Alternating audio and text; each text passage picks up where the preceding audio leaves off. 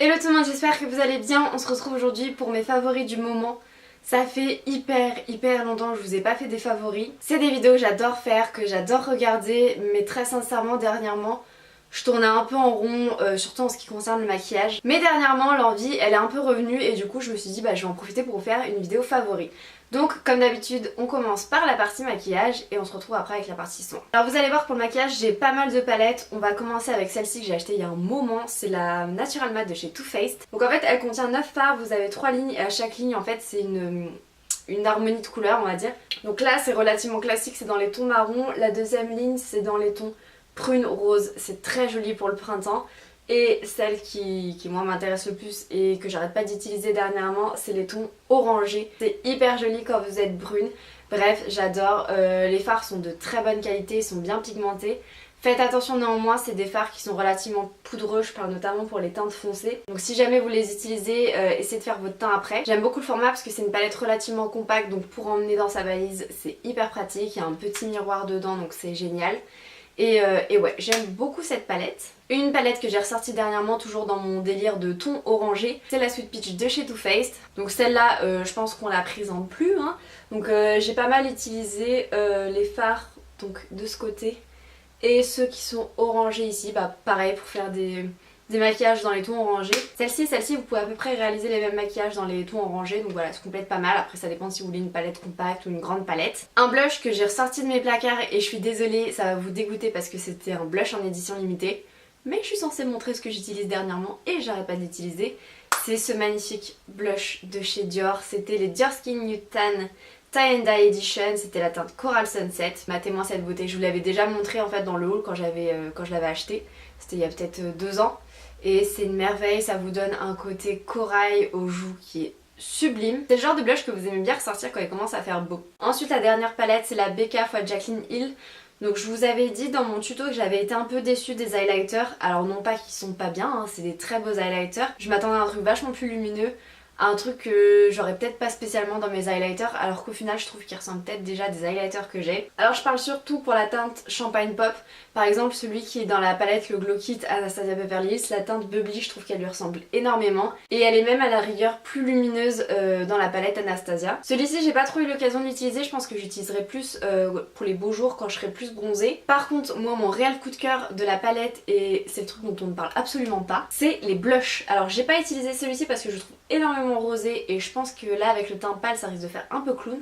Par contre ces deux-ci c'est de la bombe atomique, alors à appliquer avec précaution parce qu'ils sont très pigmentés. Celui-ci c'est un rose corail très satiné qui est très joli.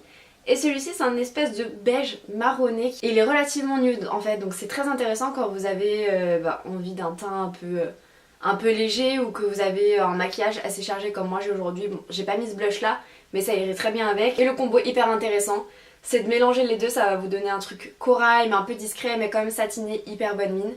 Et voilà, c'est une palette, je regrette pas de l'avoir achetée. Je m'attendais à mieux pour les highlighters, par contre je suis très surprise pour les blushs. C'est le truc pour lequel j'ai pas acheté la palette et pourtant je pense que je les préfère largement aux highlighters. La poudre Kat Von D, je vous en ai parlé sur Snap. Alors le prix est quand même assez conséquent, je crois que c'est presque 35 €. Par contre le format est énorme, c'est du 19 grammes, autant vous dire que ça avant de le vider vous en avez pour un moment. Du coup voilà, c'est format poudre lip classique. J'aime beaucoup parce qu'elle me rappelle les qualités de la HD mais sans les défauts que je lui trouve. C'est quand vous avez un peu la peau sèche avec le côté blanc de la poudre, je trouve que ça a tendance à faire ressortir les zones de sécheresse, alors que celle-ci en fait elle est légèrement jaune, alors pas un jaune mais ouais elle est pas blanche comme la HD. Du coup je trouve que des fois ça donne un teint un peu moins blafard et comme il y a des toutes petites nacres dedans, alors je sais qu'il y a des filles auxquelles ça fait peur. En mode je vais ressembler à une boule à facettes, absolument pas, hein. C'est des nacres, c'est hyper léger, ça vous donne juste un teint lumineux, hein. C'est pas pumpel up sur la face, hein, genre calme. Mais du coup voilà, c'est une poudre que j'aime beaucoup. Le seul truc que je regrette c'est qu'il n'existe pas un format plus compact pour emporter avec soi. Il nous reste 3 choses dans la beauté, donc j'ai un crayon à lèvres de chez MAC dans la gamme Pro Longwear, c'est la teinte etc je crois, ouais. J'adore cette teinte, la couleur, j'ai jamais réussi à trouver une couleur similaire. Je l'ai portée dans la vidéo, j'avais une veste en jean, mais alors... Ah c'est la vidéo des coloristas, d'ailleurs purée, faudrait que je le mette dans les flops ce truc là. C'est dans la vidéo colorista, j'adore la couleur que ça a. Par contre moi le problème que je trouve, j'adore son côté mat, mais quand ça commence à s'effriter ça vire pas très jojo. Donc voilà, c'est le seul truc que j'ai à lui reprocher, mais par contre j'adore la couleur. Toujours dans le délire rouge à lèvres, j'ai un rouge velouté sans transfert de chez Sephora, c'est la teinte 35. Déjà j'adore la couleur, c'est un mauve mais pas un mauve genre fuchsia, c'est un mauve assez grisé. Donc déjà j'aime beaucoup la couleur, il s'applique hyper facilement, c'est très pigmenté. La tenue est dingue, c'est sans transfert et franchement... J'y croyais pas trop quand on me disait ouais les rouges veloutés sans transfert ils sont trop bien et tout. Et franchement mais ils sont top pour 10 €. Si j'avais su j'aurais acheté ça mais 1000 fois au lieu d'acheter ceux qui coûtent 30 € quoi. Et dernière chose côté beauté, c'est un vernis de chez Kiko, donc c'est dans la gamme Power Pro, vous savez que c'est une gamme que j'adore. Et c'est la teinte 29. Alors déjà c'est des vernis que je trouve de très bonne qualité et pas cher, mais cette teinte c'est un mauve grisé, c'est un peu dans le même délire que le rouge à lèvres Sephora. Et je trouve ça top à porter en ce moment, j'adore cette couleur, je sais pas pourquoi. Dans les soins, qu'est-ce qu'on a? On a un shampoing, douceur et réparation lait d'amande douce et graines de lin de Le Petit Marseillais, je vais y arriver. Cheveux longs, pointe fragile, 2 en 1, hydrate et démêle, il en reste vraiment plus beaucoup, genre ça en est à là. J'adore l'odeur, ça sent vraiment l'amande douce. C'est un shampoing, vous le sentez qu'il est très doux pour les cheveux, voilà, c'est pas un shampoing agressif du tout. J'aime vraiment beaucoup. J'ai ressorti ma petite huile prodigieuse de chez Nuxe. C'est un produit que j'adore utiliser quand les beaux jours reviennent, je sais pas pourquoi. Ça sent merveilleusement bon, c'est une huile sèche donc elle hydrate la peau. Alors par contre j'ai un plus grand format, sauf que j'ai pas sorti le grand format parce que le problème des huiles en général c'est qu'après ça coule un peu dégueulasse sur le packaging, c'est le problème, et du coup j'ai pris celle-là parce qu'elle coule un peu moins que le grand format. Nous avons cette chose-ci de chez Easy Tattoo, donc c'est une crème pour les tatouages. C'est pour l'entretien et l'hydratation des tatouages. J'ai pris cette crème-ci parce que comme je l'ai expliqué sur Snap, la bépantène moi je peux plus. C'est hyper gras, ça nique les fringues, j'ai fait une allergie en plus donc autant vous dire que ça a pas aidé à la cicatrisation quoi. Et j'avais pas mal entendu parler de ce truc là et du coup j'ai passé commande. Alors moi je l'ai trouvé sur Amazon. En fait quand vous tapez le nom de la marque, je crois que normalement c'est destiné aux professionnels et du coup en fait en gros fallait un numéro ciré etc pour commander, donc autant vous dire que j'ai pas trop pu. Et j'ai réussi à trouver un vendeur qui le vendait donc sur Amazon. Alors par contre c'était un pack qui était fourni avec. On a un gel nettoyant et une crème, donc on dirait pas comme ça, on a l'impression que c'est petit mais il y a quand même 250 ml dessus. 250 ml, n'importe quoi, c'est 100 ml, qu'est-ce que je raconte moi. Pour vous donner un ordre d'idée, pour le tatouage de ma cuisse qui est quand même énorme, j'ai besoin que d'une pompe et encore c'est quand même gras. Et ce que j'aime beaucoup dans cette crème, c'est qu'en fait vous sentez qu'elle est épaisse, qu'elle est très hydratante.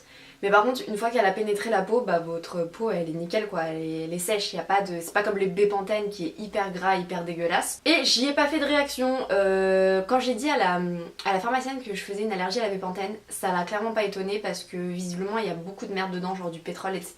Pareil de ce que j'avais lu sur les forums de tatouage. Et du coup bah j'ai essayé de trouver une alternative, n'importe quoi, une alternative à la bépantène. J'ai essayé l'huile de coco. Le problème de l'huile de coco c'est qu'elle est pas assez apaisante au début pour moi, donc du coup je mets ça au début et après une fois que ça a commencé un peu à cicatriser, je mets de l'huile de coco sur mes tatouages. J'aime bien c'est que ça fait 5 minutes que je parle dans le vide parce qu'en fait la caméra ne tournait pas. Donc je disais que le truc qui m'a sauvé la mise cette semaine c'est ces deux choses là de Velleda parce qu'en fait mercredi j'ai commencé la pole dance avec une copine. Et ça défonce, voilà, il n'y a pas d'autre mot. Donc je connaissais la fameuse huile donc à l'arnica qui est faite après pour éviter un peu les courbatures etc.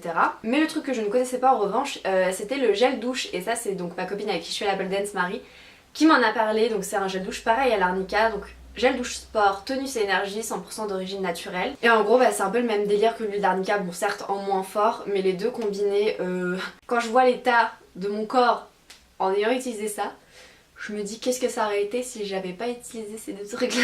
Alors par contre c'est sous forme gel mais je trouve que ça coule hyper vite du bouchon, donc faites gaffe, genre soyez pas comme moi quand vous prenez un gel douche, genre allez-y doucement parce que là il y a vraiment beaucoup de produits qui sortent. Et pour finir sur une note tout à fait positive, mon flop du moment, voilà c'est les coloristas, je vous ai fait une vidéo dessus donc je vous la mettrai en barre d'infos. Demain je vais enfin au coiffeur pour rectifier le tir avec mes cheveux.